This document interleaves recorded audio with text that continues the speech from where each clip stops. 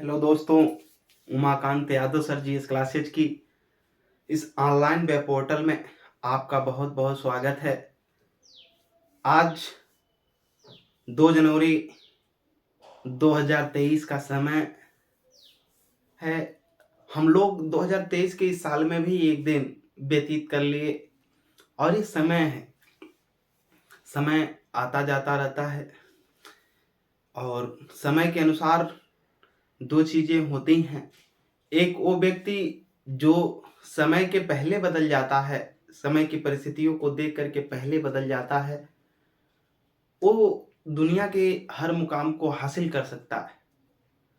और एक वो व्यक्ति है जो समय के परिस्थितियों के अनुसार नहीं बदला और वह समय का इंतजार करता है, तो जिसको समय बदलती है वो बहुत निचले गर्त तक भी चला जा सकता है। ठीक, तो इसलिए समय की परिस्थितियों को भांपते हुए समय से पहले अपने में बदलाव ला देना ही सबसे बड़ा महानता का विषय है और तभी आप आगे जा सकते हैं जो समय का महत्व तो समझता है।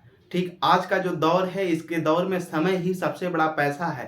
ठीक, आप किसी से भी मिलना भी चाहेंगे तो उसके पास समय कम है, किसी के भी पास, चाहे वो सोशल मीडिया से जुड़ा हो, चाहे कोई भी व्यक्ति किसी भी प्रकार का हो, चाहे वो किसान ही क्यों ना हो, वो कहीं ना कहीं उसके पास समय का अभाव है। तो आज के समय में टाइम इज मनी, समय ही पैसा है, इसलिए समय का कद्र करते हुए समय के परिस्थितियों को भांपते हुए अपने में पहले ही बदलाव ला देना एक महानता का विषय है। आप इसमें कोई न कोई मुकाम हासिल कर सकते हैं, तो अपने में बदलाव लाइए।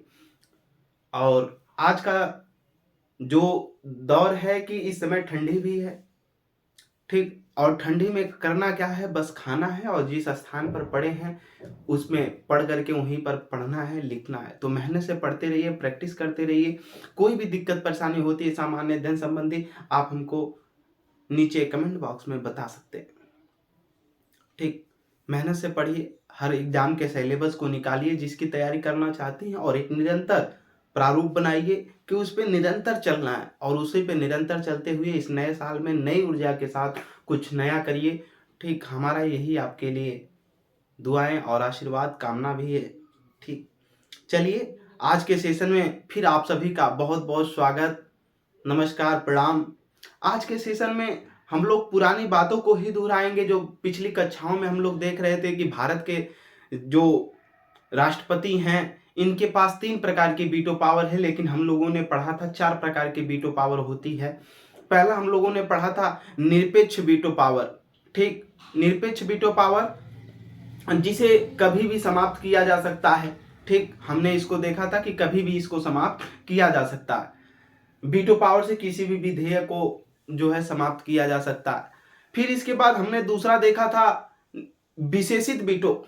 ठीक, विशेषित वीटो देखा था हम लोगों ने। विशेषित जो वीटो है, ये हमने बताया था कोई भी विधेयक है विशेषित वीटो द्वारा हुआ कब, यानी जब विशेष बहुमत द्वारा ही उस विधेयक को क्या किया जा सकता है, समाप्त किया जा सकता है। यानी जो वीटो पावर है राष्ट्रपति के पास, ये विधायी शक्तियों पर, यहाँ हमने लिखा था विधेयकों पर, यानी जो विधेयक आते हैं किसी भी विषय पर, जब कोई भी बिल कानून बन रहा है, वो जो विधेयक दोनों संसद के दोनों सदनों से पारित होकर के जब राष्ट्रपति के पास जाते हैं, तो ये जो विधेयक होते हैं राष्ट्रपति के पास जाते हैं, तो राष्ट्रपति जब उस पर अपना साइन और मोहर, अपनी स्वीकृति दे देता है, तो इसका मतलब वो एक्ट, अधिनियम बन जाते हैं। तो जो ये विधेयक है, यही विधेयक पर राष्ट्रपति का क्या अधिकार है, वही हमने बताया था कि राष्ट्रपति के पास 4 प्रकार की वीटो होती है, लेकिन भारत के राष्ट्रपति के पास 3 प्रकार की वीटो है।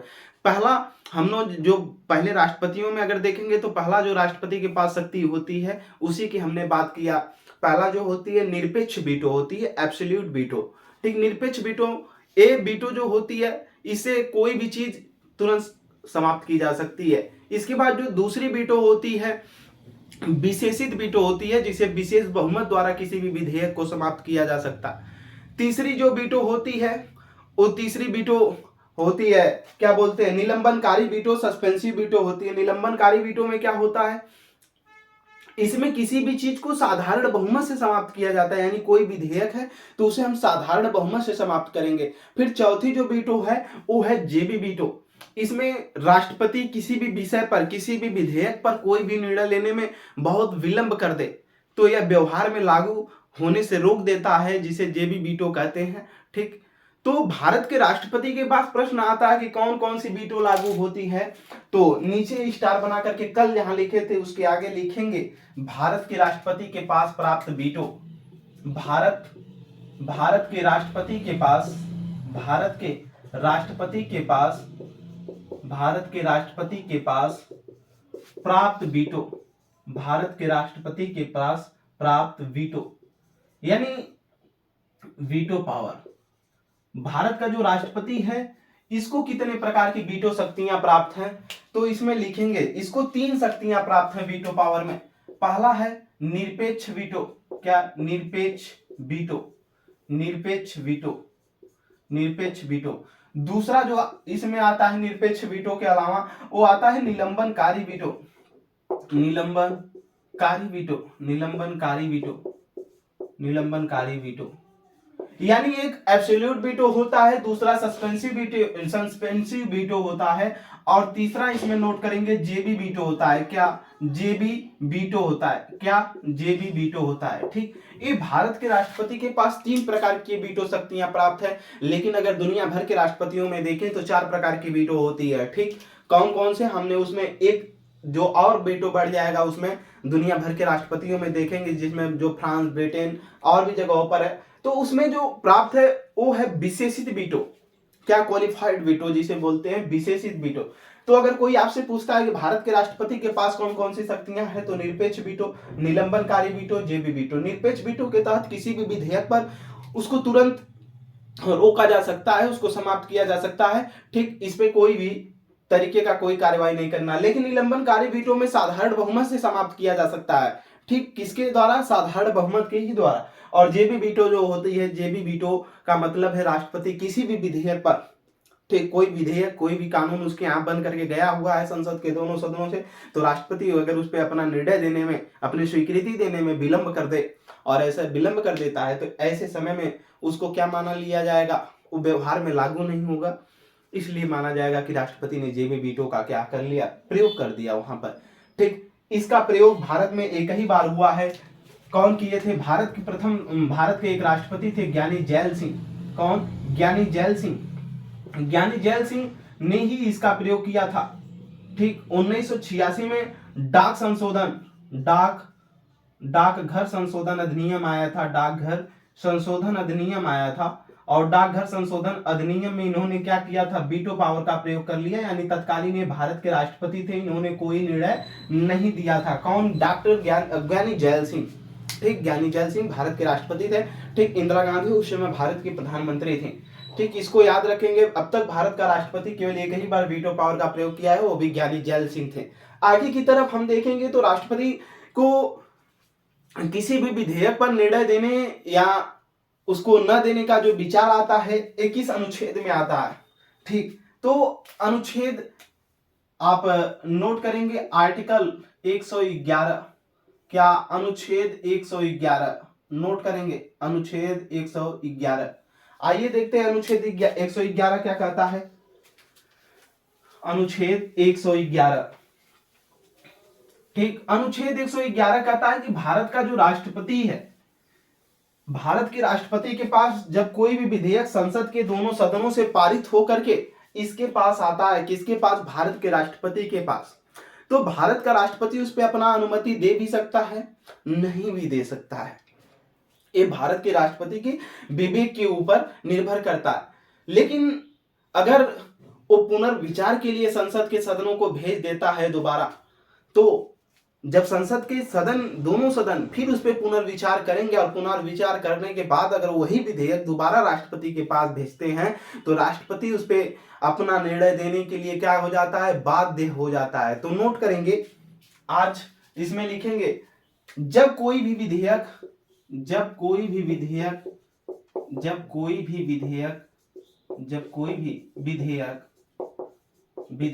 संसद के दोनों सदनों से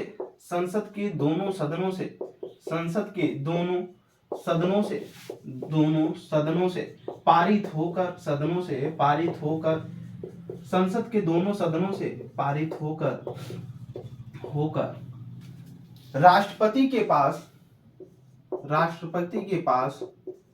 राष्ट्रपति के पास पास जाता है तो राष्ट्रपति उस पर अपना निर्णय देने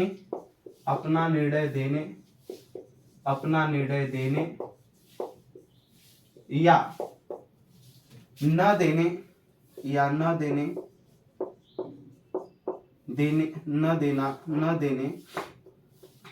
देने की शक्ति अपना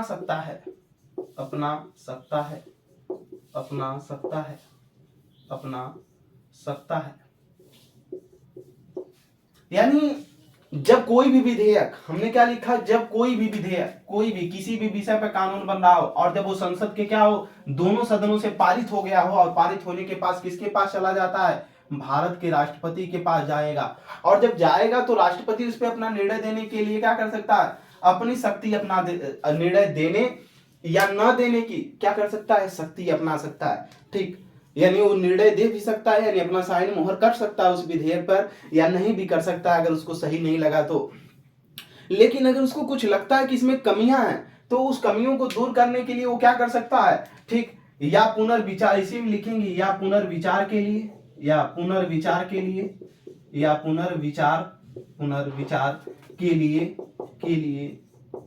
वापस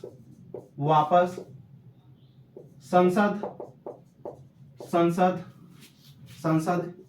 के सदनों को लौटा सकता है। यानी उसको अगर कोई कमियां लगती हैं तो वो फिर संसद के सदनों को क्या कर सकता है, उस विधेयक को वापस लौटा सकता है। ठीक, इसके पास ये शक्ति है राष्ट्रपति के पास, किसके तहत, आर्टिकल 111 के तहत। लेकिन अब क्या होगा कि लेकिन अगर संसद के सदन फिर उसी विधेयक को, ठीक, साधारण बहुमत से फिर उसी विधेयक को पारित हो जाए, फिर उसी पर विचार करके फिर पारित करके फिर पुनः भेजते हैं अगर उसी विधेयक को, तो राष्ट्रपति उस पर निर्णय देने के लिए क्या हो जाता है, बाध्य हो जाता है। लिखेंगे यदि संसद, फिर क्या होगा, यदि संसद नोट करते रहिएगा, यदि संसद साधारण बहुमत से विधेयक को, यदि संसद साधारण बहुमत से, संसद का मतलब यहाँ दोनों सदन, साधारण बहुमत से विधेयक को पुनः पारित कर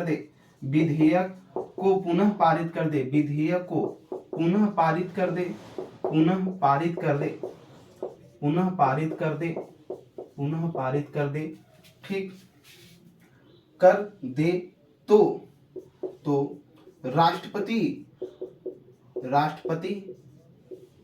राष्ट्रपति उस पर सहमति देने के लिए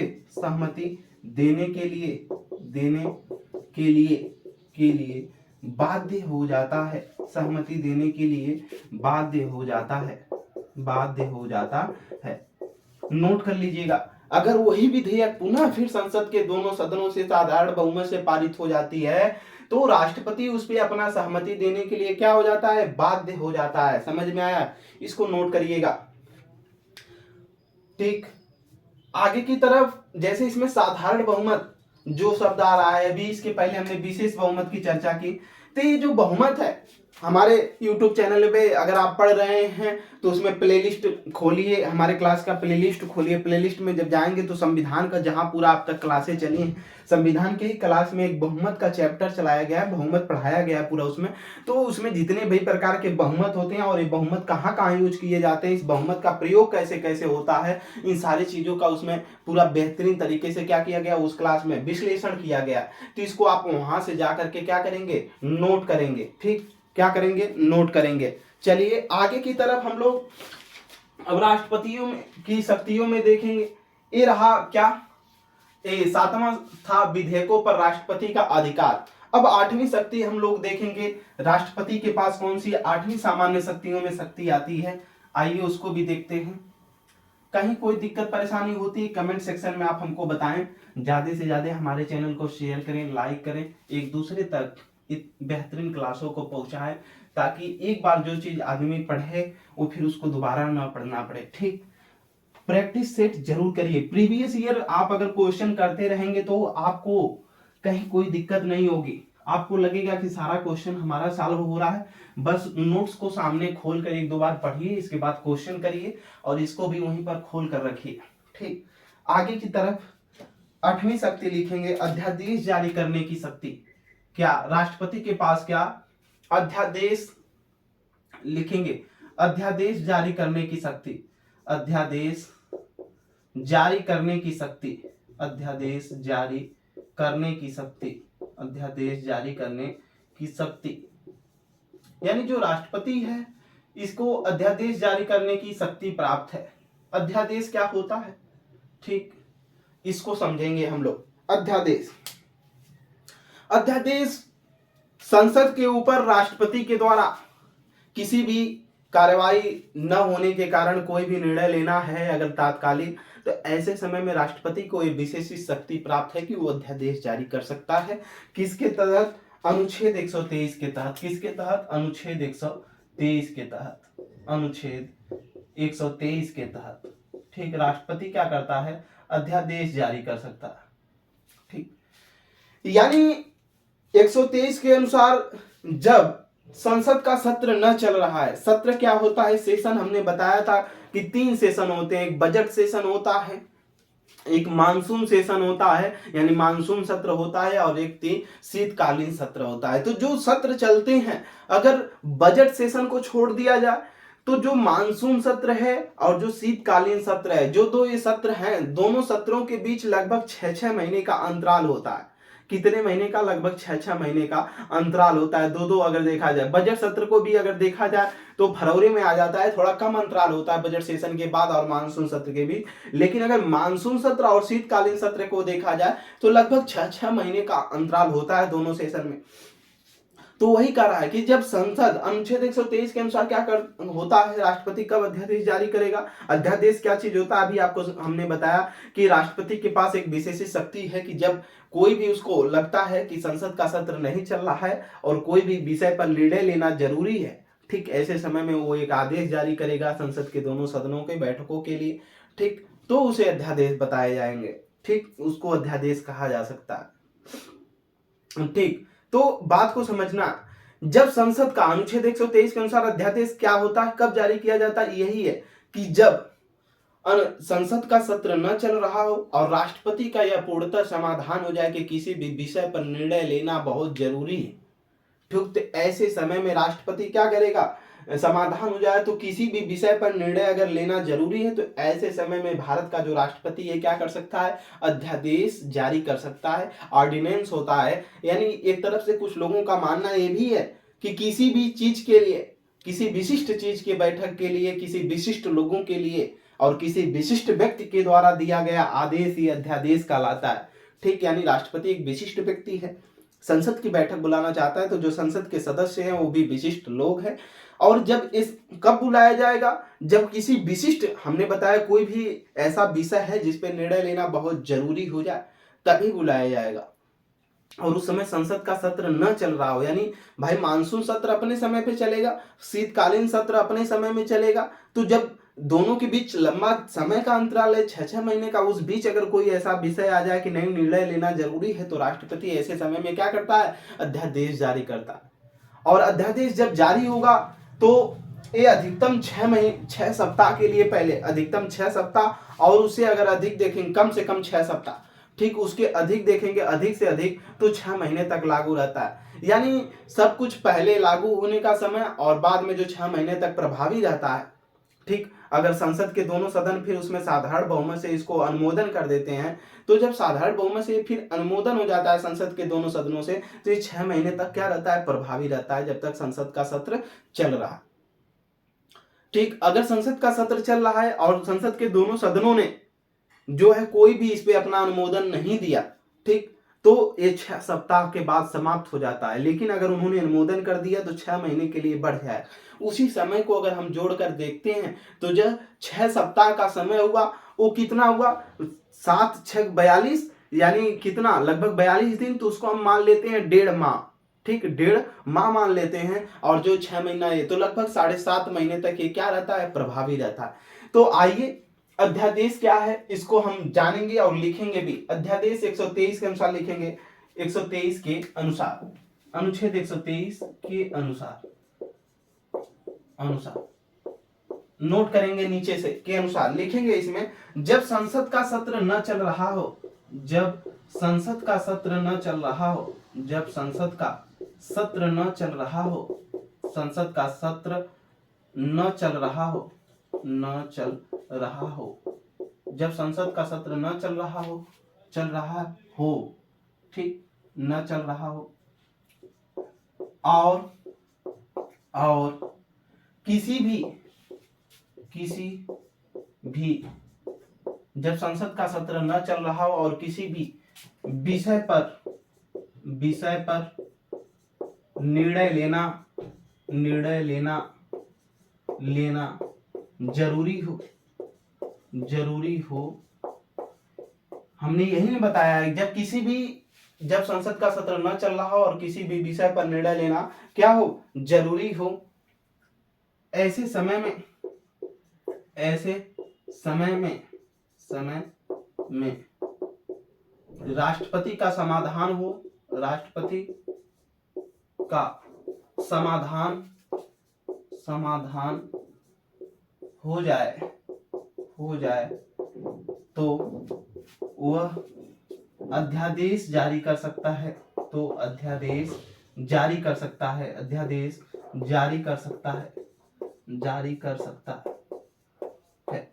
बहुत लोगों का ये भी प्रश्न है कि वो किसके लिए अध्यादेश जारी करेगा, तो जो अध्यादेश जारी करेगा वो संसद के सत्रों के, मतलब सत्र के आह्वान के लिए, ठीक, उनकी बैठकों के लिए अध्यादेश जारी करेगा, ठीक।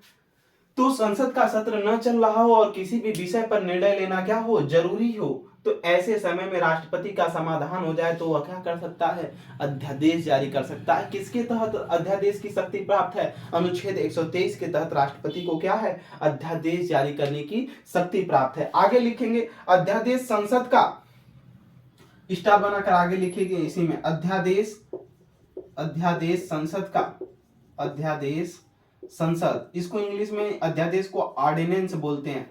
संसद का सत्र आरंभ होने,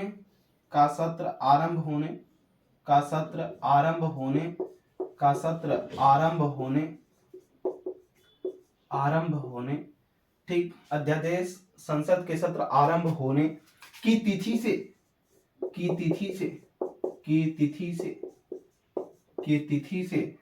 6 सप्ताह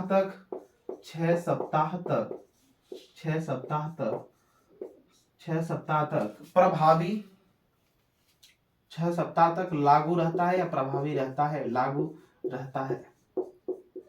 यानी पहले कितने दिनों तक, 7 छक 42, 6 सप्ताह का मतलब क्या हो गया, 7 छक 42 दिन, ठीक, 42 दिन तक पहले क्या रहता है, लागू रहता है, प्रभावी रहता है। फिर आगे क्या होगा, 6 सप्ताह के अगर भीतर संसद के दोनों सदनों में क्या हो, साधारण बहुमत से अगर ये पारित हो जाता है, ठीक, क्या ये अध्यादेश अगर पारित हो जाता है दोनों सदनों से, तो ये 6 महीने के लिए क्या हो जाएगा, प्रभावी हो जाएगा। आगे वही लिखेंगे, यदि 6 सप्ताह के अंदर, यदि 6 सप्ताह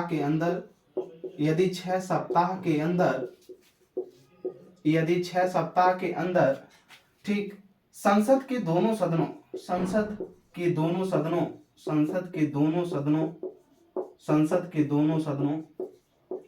ठीक, संसद के दोनों सदनों के द्वारा साधारण बहुमत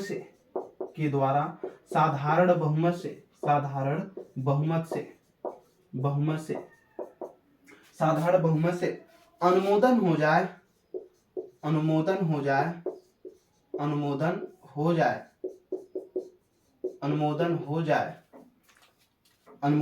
जाए तो अध्यादेश